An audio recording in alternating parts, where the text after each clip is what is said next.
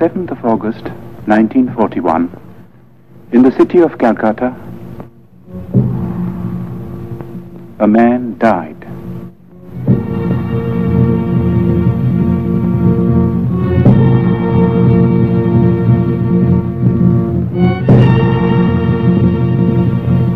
His mortal remains perished, but he left behind him a heritage which no fire could consume. It is a heritage of words and music and poetry, of ideas and of ideals, and it has the power to move us, to inspire us, today and in the days to come. We, who owe him so much, salute his memory.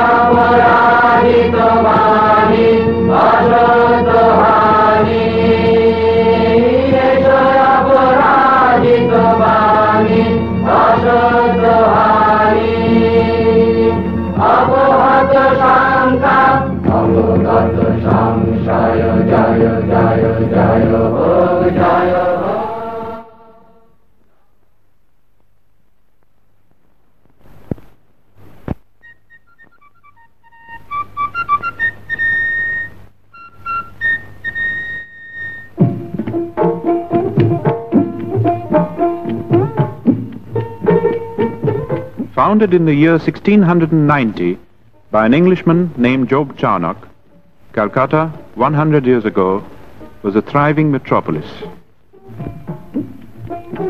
Queen Victoria was proclaimed Empress of India in 1877. As the capital of India, Calcutta was the seat of the Queen's government.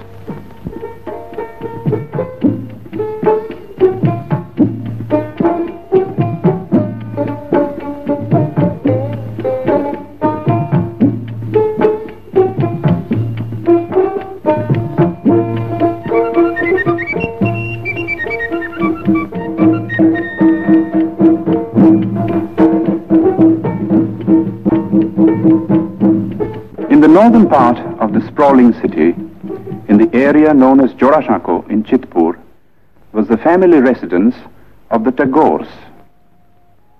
The Tagores had an impressive lineage. It dated back to the first group of learned Brahmins that came from Kannauj and settled in Bengal in the 8th century.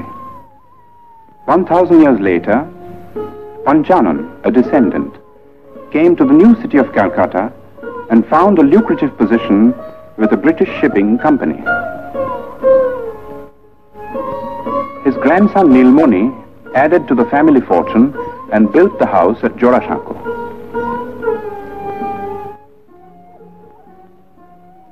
The peak was reached with Nilmoni's grandson, one of the most brilliant and colorful figures of the 19th century. Rabindranath Tagore combined cultured sophistication with a largeness of heart and a rare degree of business acumen. Coal, sugar, indigo, exports, banking, newspaper. There was no end to his enterprises, and he succeeded in all. If his earnings were fabulous, so were his spendings.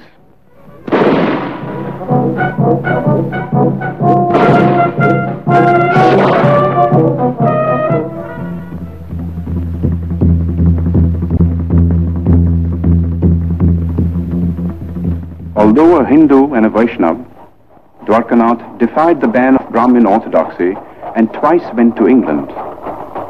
There he had an audience with Queen Victoria, discussions with Gladstone, and dinner with men like Dickens, Thackeray, and Max Muller.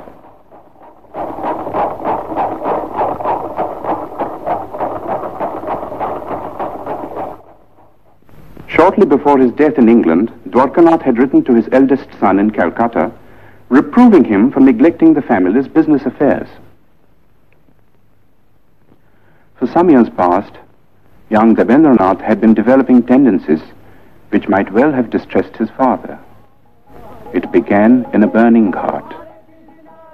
The last rites were being administered to Rabindranath's grandmother. Not far away, on the riverbank, sat Rabindranath. Like many a rich man's son, he had been leading a wayward life, but tonight he was overcome by a strange feeling.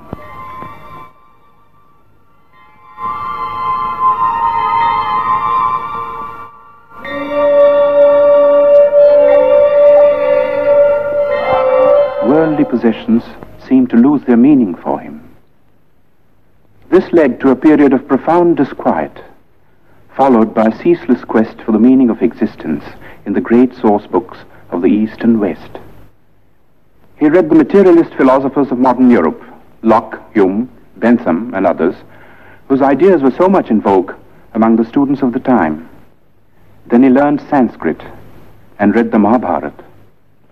But peace of mind would not come until one day he chanced upon a torn page of a Sanskrit book.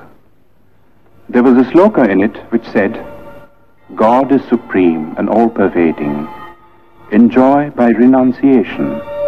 Covet not another's wealth." This was a page of the Ishopanishad, edited by Raja Ram Mohan Rai.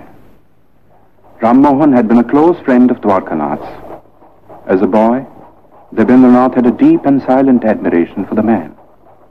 But the greatness of the Raja's vision and the magnitude and nobility of the tasks he had set before himself were beyond the boy's comprehension. Ram Mohan lived in times when India's spiritual heritage was being submerged in ritual and superstition.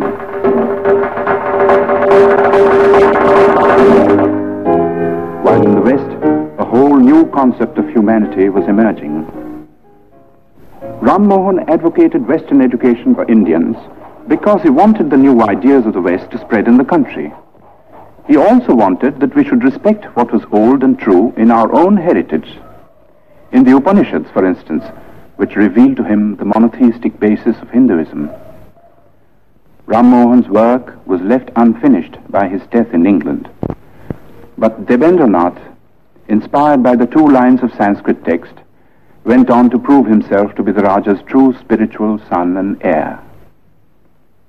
Rabindranath suffered social ostracism for preaching the monotheistic faith that he called Brahmoism, but to his followers, and there were many, he was Maharshi, the great sage. When Rabindranath was born, the Maharshi was 45 years old. His wife Sharada Muni was 33. Rabindranath was the 14th child.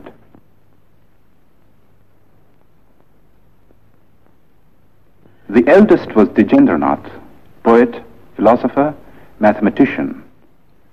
Second son Satyendranath translated the Gita and Meghdut in Bengali verse and became the first Indian member of the Indian Civil Service. The fifth son Jyotirindranath was a born musician, translated Molière and Sanskrit dramas into Bengali, and wrote and staged some of the most popular Bengali plays of his time. Among the daughters was Swarna Kumari, the first woman novelist and the first woman to edit a journal in India. Indeed, it was a household which hummed with artistic activity.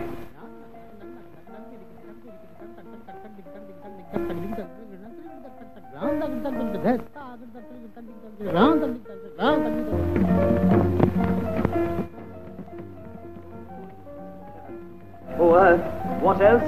Else shall I couple hell?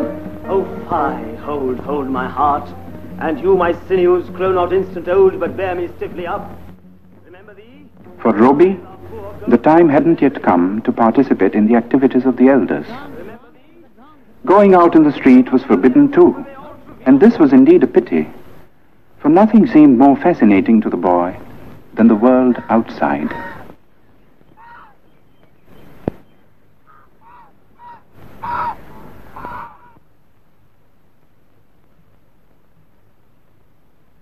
At the age of 7, Roby was sent to school.